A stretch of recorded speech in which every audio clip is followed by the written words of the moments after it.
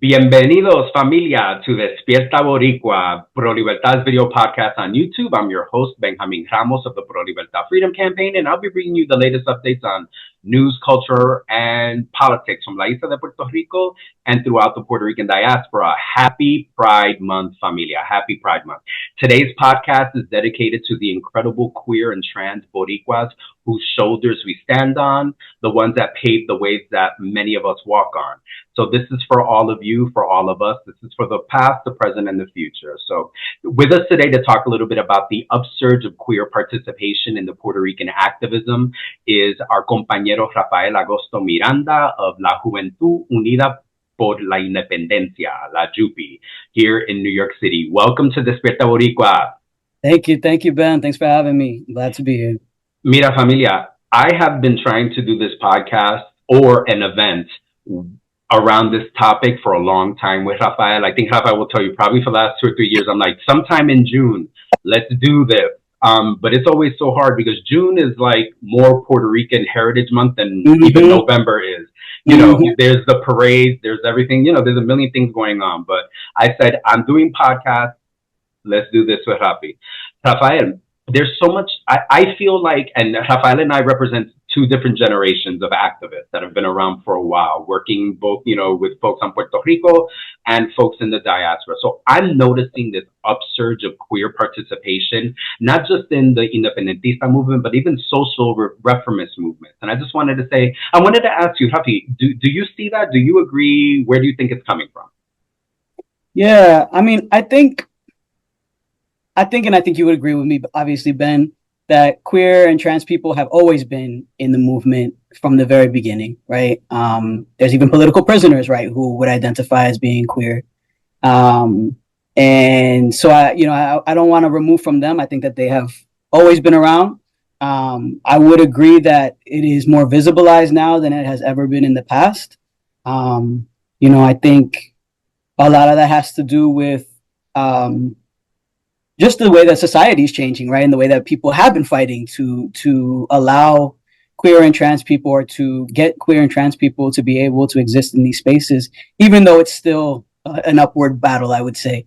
But I think, it is a different climate. When we think about activism, from the 60s up into the 90s, even in leftist spaces, even in quote unquote, communist socialist spaces, you would have comrades that would use language like maricon. You would have comrades that would use language, like faggot and things like that. So, these aren't. So that made it really hard, I think, for people to feel safe and able to be open in that way. And I think now you still have comrades who probably use that language, but I think people are quicker to check it and say, that's not okay. And so people feel that they have more spaces. I also think queer and trans people have made their own spaces and have taken their own space, right, within the independence movement. We have seen organizations form specifically to fight for queer and trans rights, and connecting it to the larger issue of U.S. imperialism, connecting it, in the case of Puerto Rico, to U.S. colonialism. So, yeah, I think there's a lot of factors in there. I love the fact that we are talking a little bit about like an upsurge, and we're talking about people getting frustrated. I think about frustration as being someone that I have been in New York City openly queer, doing work around Puerto Rico for a long time, and having been referred to in public as ese maricón de pro libertad, like the language is there. I feel like frustration and what the way the world is turning has really caused our folks to stand up and say no.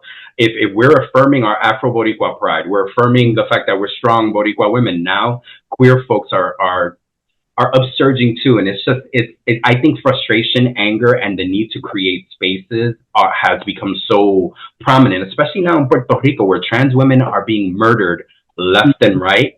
And what's incredible, and Rafi, jump in, trans people being killed in Puerto Rico left and right, and it's like only one of them are talked about. The news covers every 20th trans person that's killed. Yeah, and I think it's hard to read the comments. You know, I'll go to Noticel, or I'll go to El Nuevo Dia, you know, and one of their publications about, you know, this trans person was killed. First of all, they'll probably misgender them. But secondly, you'll go into the comments, and the comments are just a mess, and really reflects how horrible and how difficult it is, I think, for us to be trans in our communities, whether that's in the archipelago or even in our communities here in the diaspora. And I think what is also frustrating, you know, to echo your frustration, Ben, is that a lot of times it feels as though many of the leftist spaces are still lagging behind in denouncing these deaths and denouncing these murders and linking these murders to the colonial situation, and understanding that, you know, you talk about a free Puerto Rico, that needs to include queer people, and needs to include trans people. And so I think that that's still a frustrating thing, especially when so many, I mean, you go to Puerto Rico and you see the protest, and you're going to see it's a lot of queer and trans people that are leading these protests and are leading the front lines. And so you have to either accept it, or, you know, I don't know what kind of liberated Puerto Rico you're fighting for. And we, you know, even now, you know, you talked about how people have referenced you, you know, as the maricon of Pro Libertad. Even now, you know, we've had people come up to new members from other organizations, from other independentista organizations, and say, "Oh, you're with, you know, near Boricua Resistance at the time, right now, Hoopy. Oh, they're a gay organization. You know, we want to focus more on Puerto Rico." And one, it's we're not a gay only organization. We are very queer. We do have many queer members, but we also have a lot of members that are not queer. So one, it's not factual, but two, the idea that if you're focusing on queer issues, you can't be focused on Puerto Rico is such a terrible way to think about our liberation, and to think about what does it mean to organize. So, and it's a really easy way not to deal with your own shit. Mm-hmm. I can tell you, right, I'm glad you went on this vein, Rafael, because for years you have no idea how many times, if I went to an event and I had my, you know, my bandera de Lares and my bandera puertorriqueña, and I had my queer affirmation, my rainbow flag, people would be like, no, this is not about that. Mm-hmm. You know, we'll deal with those issues when we're in a free Puerto Rico. And I'm like, oh no. By the time it won't be a free Puerto Rico until we deal with these issues.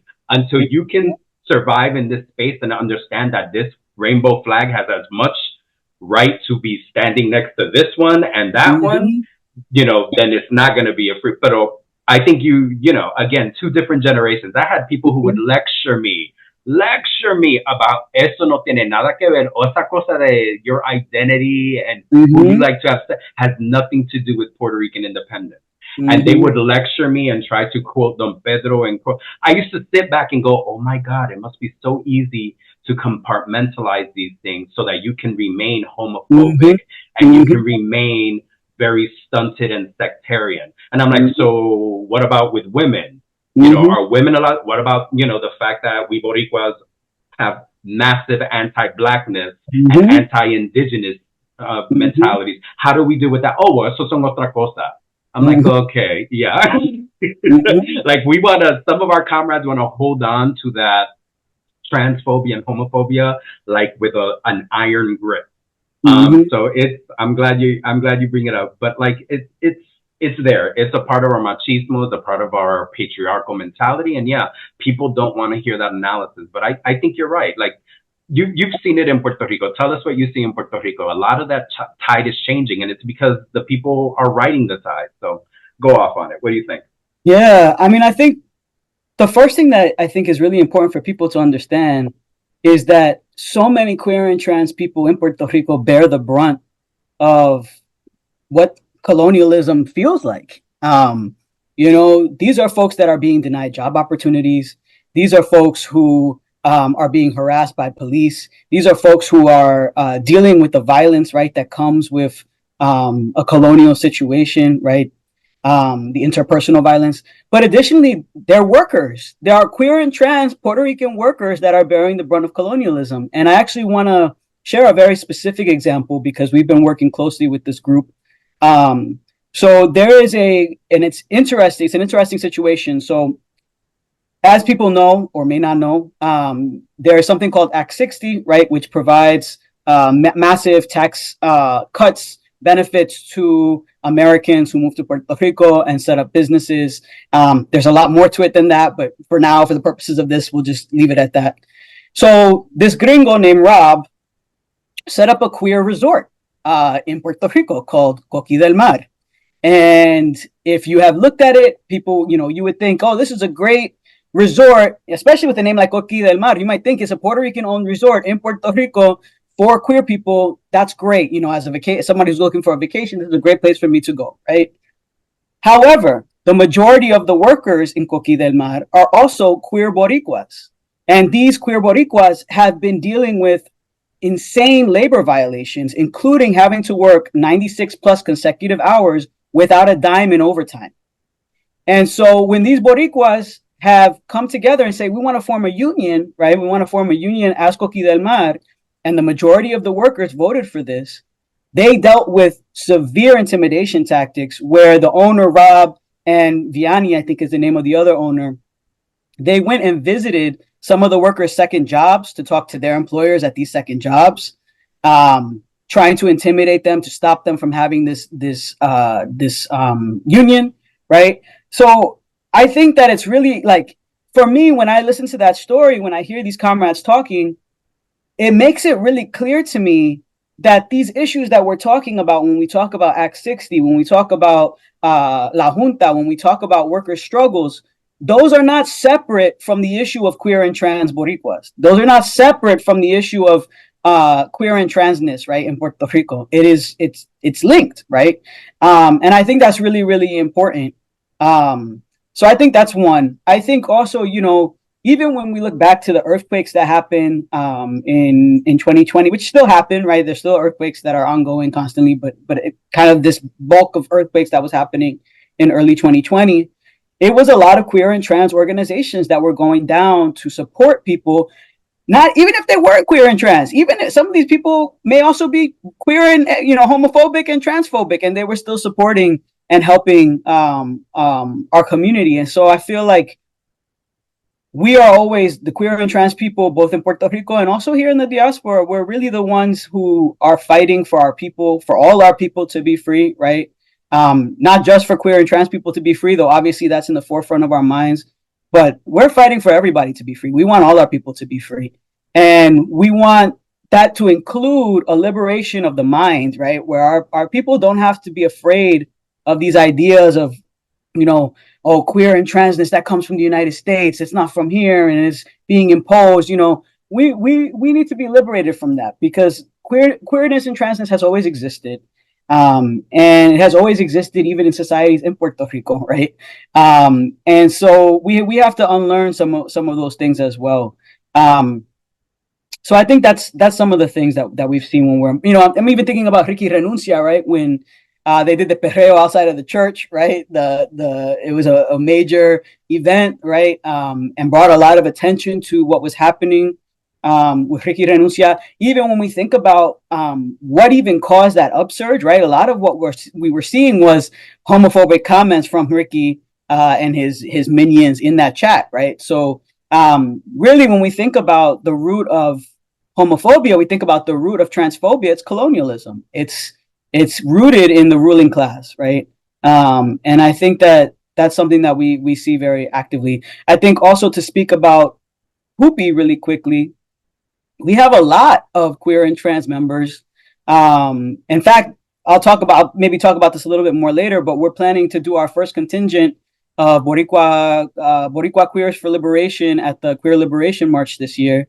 And we really want to raise attention to that, because we recognize that a lot of our own members and a lot of the members that are doing work here and organizing actions here are also queer and trans. So yeah. And it has to be affirmed, it has to be looked at, and it has to be praised. I mean, it's and I say that because, again, two different generations. Like I've made fun of the fact that sometimes I used to feel like I'm like that old queer dinosaur looking around like, where is the and I say that because it's there have been times where I have not seen our folks really come out. We've had different upsurges, but now I see there's a permanence to this upsurge, and people are being out there, and people are challenging the status quo, challenging our conservative, our conservatism, because a lot Mhm. of people still, no quieren que, we don't want to admit that Puerto Rico is as conservative as it is. People, for some Mhm. reason, want to hold on to this myth that Puerto Rico is like, it's very open and it's Mhm. very, in the Caribbean, some of the safest places for queer people is Puerto Rico. Some of the best workers' rights in the Caribbean is Puerto Rico. Some of that is true to a very minor degree, Mhm. and it's people want to fight it. I'm glad to hear there's going to be a contingent. There hasn't been a contingent of a Boricua organization at Pride in a very long time, Mhm.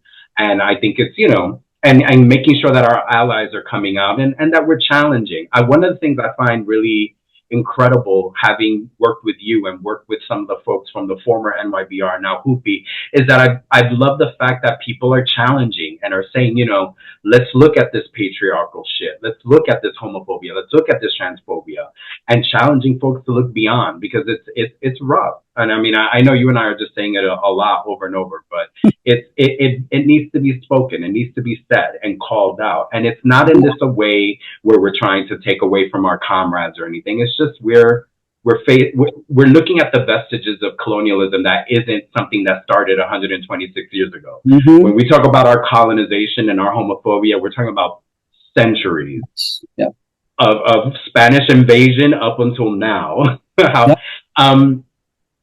I wanted to talk to you. I wanted to ask about a little bit about the solidarity as well, because I'm noticing that a lot of our folks, both in Puerto Rico and in the diaspora that come from the queer community, are very focused on creating solidarity with other queer organizations and other queer communities. And I just wanted to get your take on that, because I'm noticing like queer folks are reaching out to queer folks in our political work in ways that we haven't seen in a long time. And I just wanted to ask you, have you noticed that? What do you think about it? Where's that coming from? Yeah. I mean, I feel like, and this might just be my experience in working with our community, with other Boricuas, is that solidarity is something that just comes so naturally to a lot of our folks. There is a deep desire to connect the lines and a deep understanding that like there is already lines that are connected and we just have to make them visible. For myself, right, I came out of organizing with the Filipino movement, so I was rooted in solidarity organizing before I came into organizing for Puerto Rico, and I find that to be something that a lot of Puerto Ricans share. Um, and so I think it's just natural that I think also, on the flip side of that, I think that queer and trans community is always looking to support queer and trans community, right? I work for a health clinic that services a lot of queer and trans patients, and it's just evident even in the way that we are when we show up to the Pride festivals, and there's just a sense of camaraderie, right? Like I remember when I was first transitioning, other trans men would come up to me and be like, "Oh, you're family now," and I'd be like, "Yeah," like there's just this sense that like we understand, we see each other, and so it makes sense to me that that would extend across, um, you know, uh, solidarity against imperialism and against how imperialism impacts queer and trans communities specifically. Obviously, with Palestine, I think being one of the leading ones in our minds right now, especially with the pink washing, right, that the Zionists like to do in terms of, oh well, if you were in Gaza right now, they would kill you for being gay. And I think the importance of us being like, no, they would kill us because we were in Gaza, not because we were gay. We would be killed by Israeli bombs. I think that that's a really clear and evident way that I've seen people stepping up in solidarity with other queer and trans people is just not allowing our queerness and transness to be co-opted by the ruling class as a form of oppressing national liberation struggles around the world. Because, even with Cuba, and I'm sure you could speak to this more, Ben, than I can speak to this, but, we see this with Cuba, right? All the time. They talk about, well, do you know what it was like for queer and trans people in Cuba? And I say that also recognizing that there were struggles, right, during the time of the revolution in terms of what is the role or how do they view queer and trans people in that society? And there were mistakes that were made, and Che Guevara and Fidel, and terrible things were said, but also recognizing, right, that Fidel had to come out publicly and apologize later, for these things. And so I think that that's part of that solidarity piece, right? Is how are we countering these narratives where the ruling class wants to use, the U.S. is one of the worst places, right? It may tout itself as one of the best places for queer and trans people, but we know as queer and trans people in the United States that the United States hates us. They have no love for queer and trans people. So for them to use queer and trans people as a tool to denounce, national liberation struggles that are being led in many ways by queer and trans people, is just not something that we're going to let fly. So I think a lot of the solidarity is also rooted in that. And it has to be. I mean, I love how you talk about the exploitation. All of a sudden, this narrative, going back to Cuba, one of the best gifts that the U.S. government ever gets is when a trans or queer Cubano makes his way to the United States, because then the United States talks about, look at this poor person, that he had to flee his or her or their country because of what they're experiencing. Sitting back and acting like queer trans people are treated well in this country, all of a sudden, let's denounce Cuba. Or going back to your when Israeli Zionists talk about how, if you were gay and you were in Gaza, well, there's plenty of gay people in Israel that are being arrested and put through what do you call it, the transition therapy, those camps, and conversion therapy in Israel that will kind of stand up and say, hey, you don't treat us well here either. So it's again, I love how you said that, because it's a great PR for this country to say, look at that, look, there's RuPaul's Drag Races on TV, so everything is fine. Everything is fine. Look, RuPaul's is on TV, winning Emmys, therefore queer people, you're okay. The bashing and the every 2 minutes a black trans woman dies in the United States, all of that has been resolved. So I love how the exploitation of it. And that's what imperialism loves to do, is to take something and blow it up and turn it into this false narrative that's supposed to be covering everything. When we know, again, we're talking about women and the femicide in Puerto Rico, and how sometimes the trans women in Puerto Rico are part of that femicide, but then they're excluded from that narrative whenever it's discussed. And I find it hard, because, I mean, that's why organizations like Colectiva Feminista in Puerto Rico, the fact that they do have a really good rap, like, okay, this is not just about cis women, this is about all women, and how that is sometimes just so rejected by our folks. Rafael, tell us, I'm very intrigued. You talked about June 29th. What's happening June 29th? What remind us again? June 29th? When we do the march, when we're having the contingent. June 30th. So June 30th is corporate pride, right? We're not marching in corporate pride. But people have reclaimed, right? They reclaimed pride. And so they have their own march that is led by different forces that are, anti-cop, anti-capitalist, right? And have their own march that happens. I think it starts at 3 p.m. And so we will be doing a contingent within that march. We're still planning kind of the details. One of the things that we are going to drop, though, in the next couple of weeks on the Hoopy USA and probably Hoopy BK and Hoopy BX Instagram accounts is a flyer on how and where you can meet up with the contingent. I think we're also going to hope to do an art build prior to, so we can kind of make some art together for the contingent. If you play plena, we would love to have more plena, within the contingent as well. And then we're going to meet up June 30th and we're going to march. We are really emphasizing that people register. The reason for that is we would like to vet who's going to march with us. Obviously, this won't stop unwanted people from necessarily trying to get access to us, but it does give us a little bit of a safeguard to ensure that we're monitoring who is trying to march with us. It is a very, with the elections coming and things are very heightened right now, it is a time for us to just take a little bit more precautions. Even, New York City is we take their alerts with a grain of salt, but they are saying that there is threats to Pride festivals this month. That's something that in my job that has been talked about, and so we also want to just be safe as possible. So we are stressing that people please register. That flyer should drop within the week, and just it's a short registration form, and then once you register, we'll email you back in a few days with the meetup location and more details.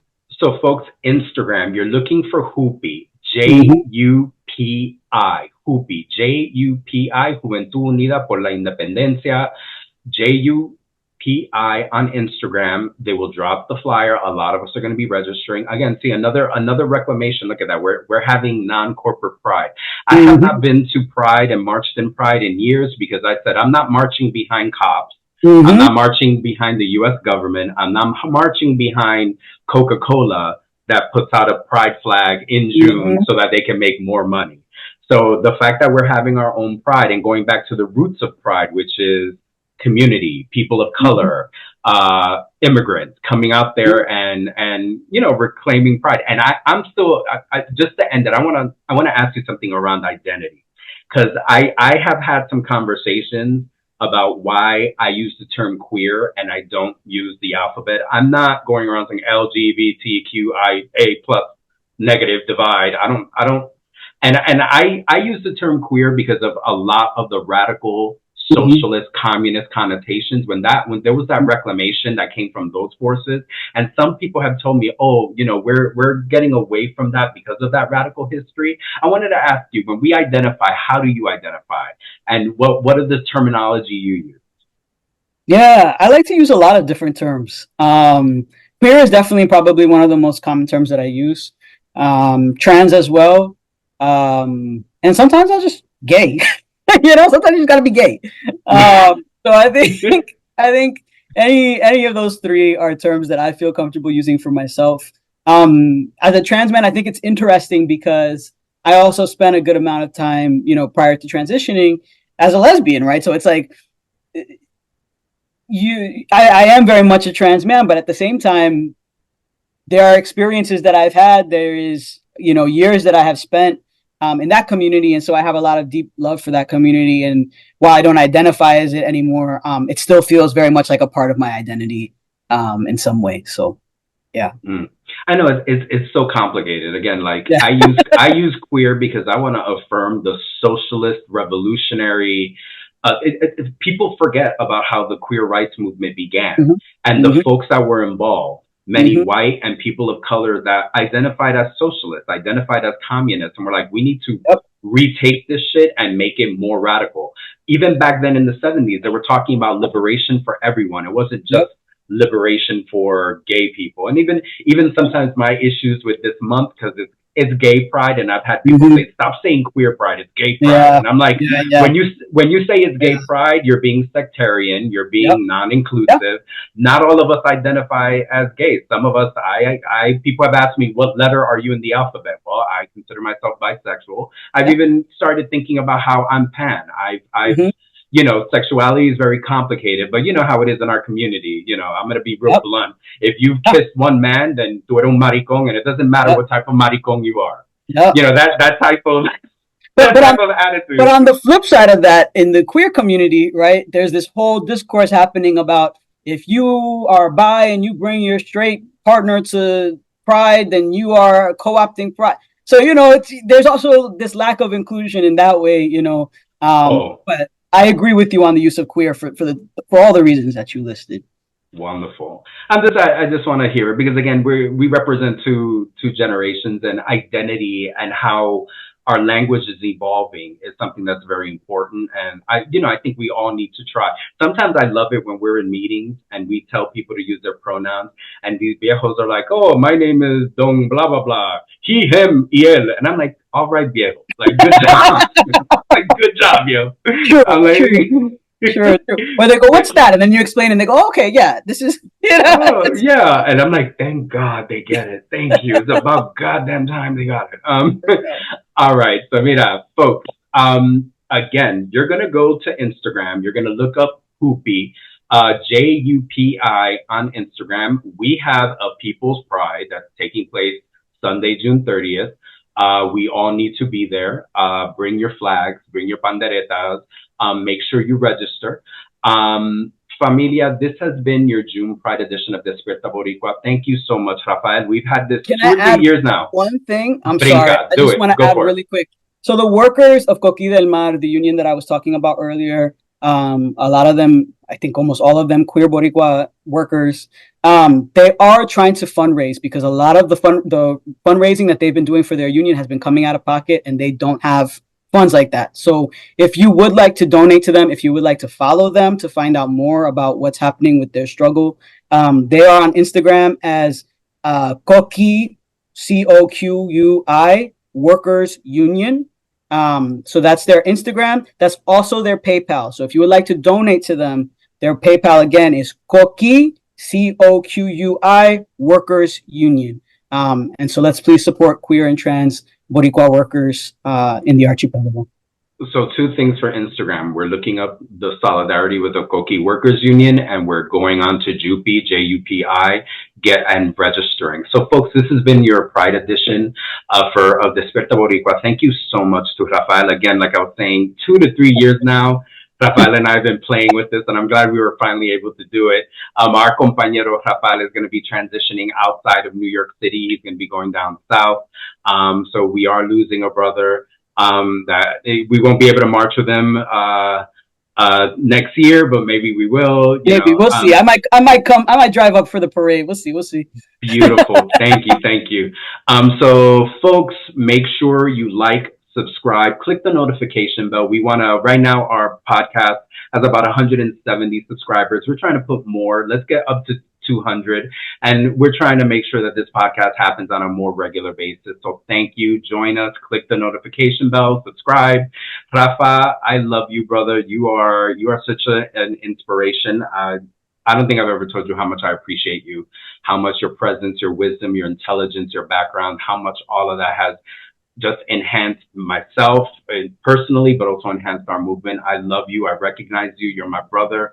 I love you, brother. I'm so thankful that we're here, that we're able to learn from each other, grow, and teach a lot of other folks. And when when things get tough, because Rafael and I haven't shared, some of the massive negative experiences we've had within our communities, with people attacking us on social media and people saying a lot of nasty shit. But I've always been like, Rafa, you need my back.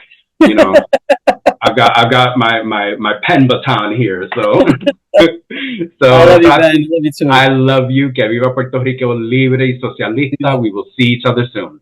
All right.